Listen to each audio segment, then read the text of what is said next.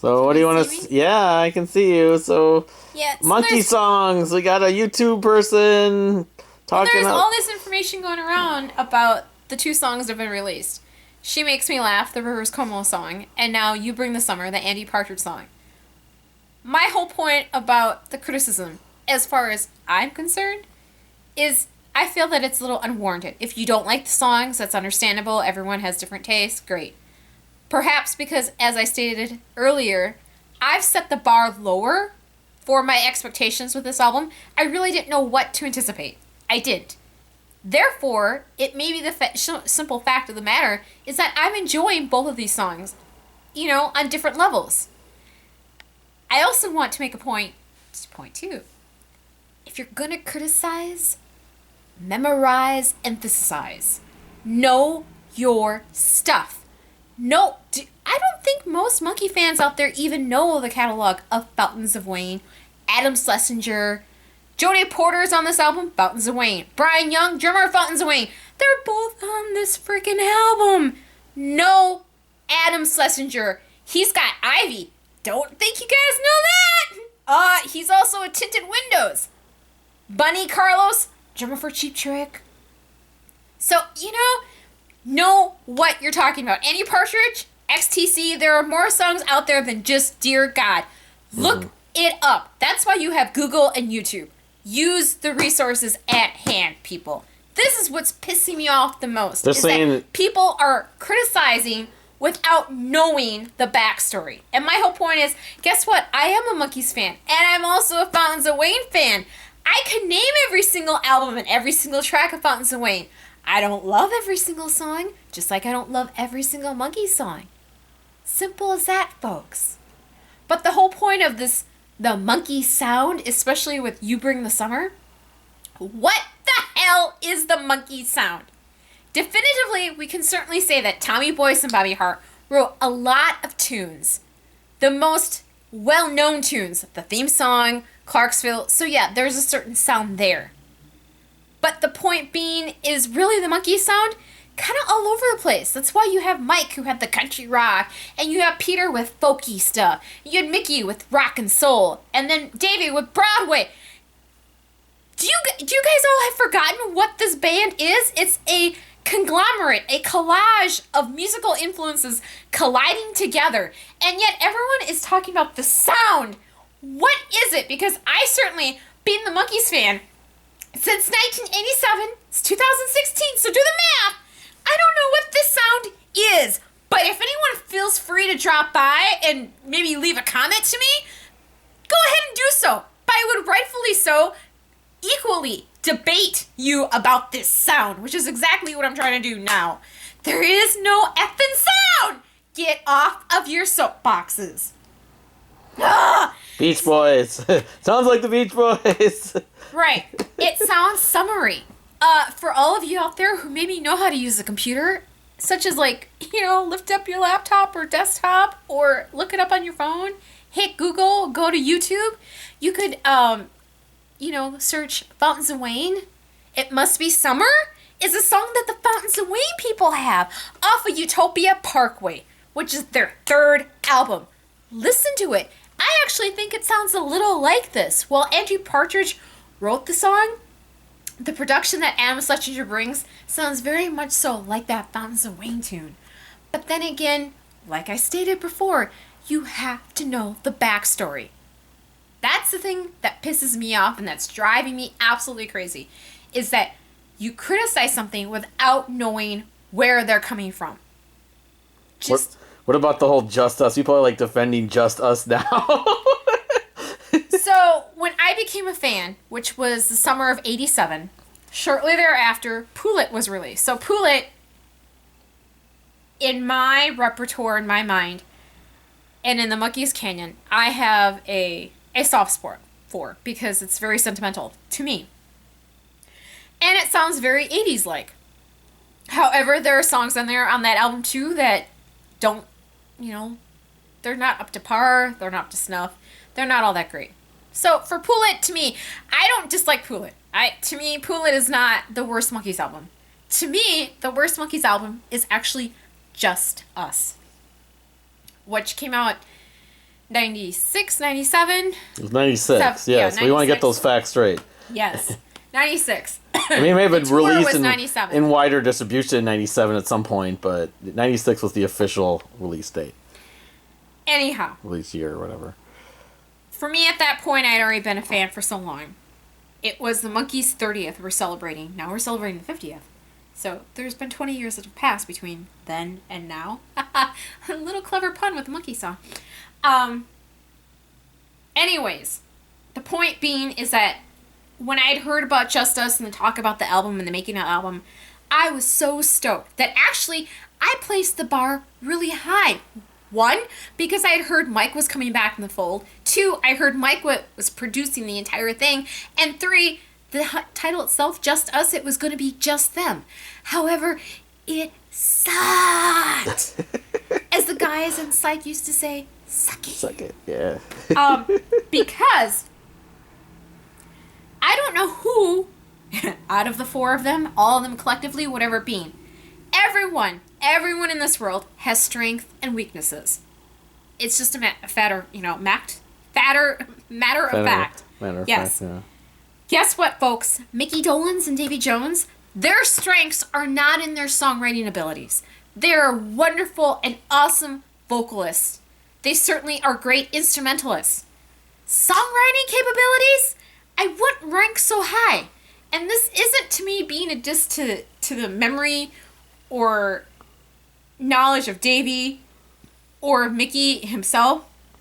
It's literally just being plain honest. And that's just a clear fact. If you ask people, well, who were the actors in the band? They say Davy and Mickey. Davy and Mickey came from an acting background, but that was a strength of theirs. Just like Mike and Peter came from the music background, that's their strength. Hence why you should have had Mike and Peter writing more of the tracks for Just Us. But instead it flip-flopped. No, you had Davy and Mickey writing.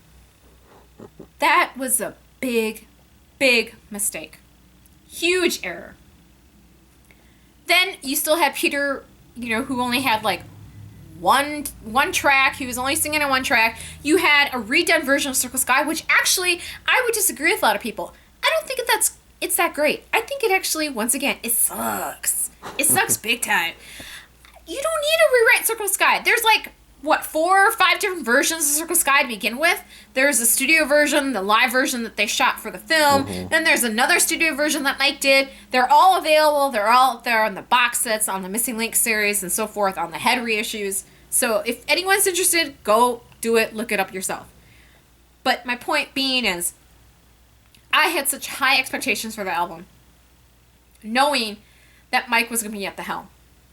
And he, in my opinion, let everyone down. Not just me. I think he let the whole Monkee audience down. It could have been and should have been a much stellar album than it was. Mike even wrote a really long letter to the editor of Entertainment Weekly at that time, who lambasted Just Us. And I would say that I agreed even a little bit with the Entertainment Weekly review. That's a whole nother kit and caboodle and a whole nother story. But instead of spending time trying to get this guy to come around and be like, we did this all ourselves and blah, blah, blah, you kind of have to admit defeat, I'm so happy they got Adam Schlesinger to produce this. Thank God for Adam. I just want to hug him and kiss him and be like, I love you for doing this, for respecting the sound. And people are saying also that there's also this fakey retroness to it. Once again, people, listen to Fountains of Wayne. I suggest you don't listen to Ivy, because a lot of you out there are not going to like Ivy. That's a whole different, it's very atmospheric. Yeah, it's Adam Schlesinger and 2 other people. Really good stuff, but I know you're not going to like it. Or the soundtracks he's done, maybe?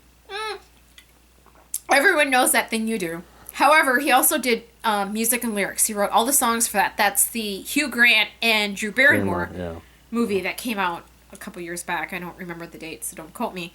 Anyways, I actually thought I owned the movie. I like the movie. Mm-hmm. I like the soundtrack. It's very 80s-ish. 80s, yes. 80s-ish. Yeah. So this whole retro thing, that's kind Adam's thing. That's Adam Schlesinger. That's who he is. He also produced the America album, a few years back. So my point is he actually respects the artists that he's producing. But he knows where they're coming from. He's listened to their catalog. Just like we all know the Monkees catalog. Oh, and the other point is for this whole, other than the fact of, the Monkey sound and it sounds Beach Boys or it sounds like this. The other point I want to bring up is, the lyrics are not deep and meaningful. Alright, that's a bunch of baloney. No, these songs are not deep and meaningful. They're just meant to be kind of fun and playful and tap your toes and snap your fingers and clap along and sing along. That's what this is. Now, there probably are... We haven't heard the rest of the album, so God only knows what's on the rest of the album. However, having said that, people I've heard bring up, well, where's like the social commentary? Where are the deeper lyrics? And I'm just thinking, do people really want to hear social commentary from the Monkees? Back in the 60s, things were a whole nother matter. I'm not quite sure that people would be comfortable hearing from the Monkees themselves talking about issues of like Black Lives Matter or Donald Trump, because that's the social commentary we're living in, or things about gender equality and transgender LGTB issues. I'm not quite sure that the rest of the world is really ready for all of that. I would actually think the answer would be a loud and clear no. That isn't to say that Mike, Mickey, and Peter haven't made their own, stances on certain issues, but typically they don't get into a lot of politics. I would probably like to believe that Peter, of all people, out of all three of them, has a lot of leanings far, far left, which we should all know. But once again, I don't really think that the world, that all of you, I actually would be I'd be okay with it. What I'm saying is, I'm not quite sure the rest of America is ready for, hey, we're going to talk about Peter's going to write a song about, Bernie Sanders. Yeah, I don't think that you guys would really want to hear that. So, as far as I'm concerned, this whole social commentary, zip, unless you're really prepared to hear, about transgender issues and the Supreme Court justice, and their stance with deportation. Because that's the current state that we're living in. It's not the 1960s, which had, oddly enough, a lot of racial topics. A lot of racial, issues came up with that. Turbulence. We're still dealing with that. I really just don't think that you guys are ready for a Monkees Black Lives Matter song. Like I said, I'd be okay with it, but I'm a person of color. So, there's a whole nother twist to that. Alright, so that pretty much sums it up in a nutshell is, 1, know your shit. Know what the hell you're talking about. Because as far as I'm concerned, if you don't know the background, just like if you don't know the Monkees catalog, then to me you have no right to criticize. If you don't know Fountains of Wayne, their entire catalog, shut the fuck up. That's all I gotta say. And 3, the sound and commentary, yeah, once again, just enjoy the songs for what they are. All right. Is that enough? Mm-hmm. Thanks for watching. Oh.